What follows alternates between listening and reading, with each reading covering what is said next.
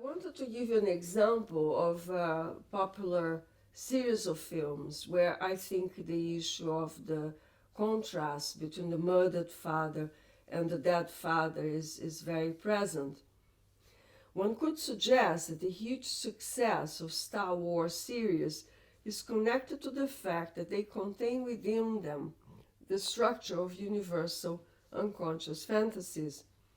It is worth reminding you of the main plot, not only because of the main fantasy, that of the all-powerful narcissistic father that needs to be defeated, but also because of the movement present and past and the direct translation of the past in terms of après-coup that is present in the sequence of the films. The notion of après-coup, you might remember from the first lecture, implies the idea that temporality goes in different directions at the same time. And this is very much present in Freud's work. Not only one has a movement from the past to the present, in the notion of development and so on, but also the way in which the present retranslates the past and sheds a different light and a different meaning to previous events. So, the plot. Luke Skywalker and his friends wish to kill and destroy Darth Vader. He's evil and is also unknown to Luke and to all of us for quite some time, Luke's father. The fact that he is the father was only revealed some years later in a sequel which discloses information.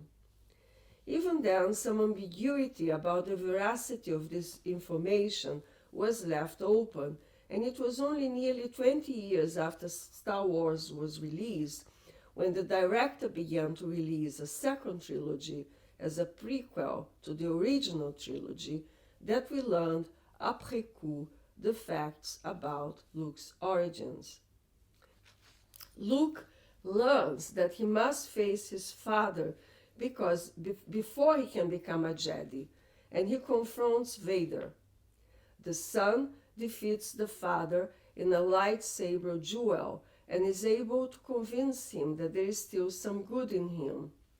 Vader succumbs to his own injuries and freedom is restored to the galaxy. The killing of the father frees the son.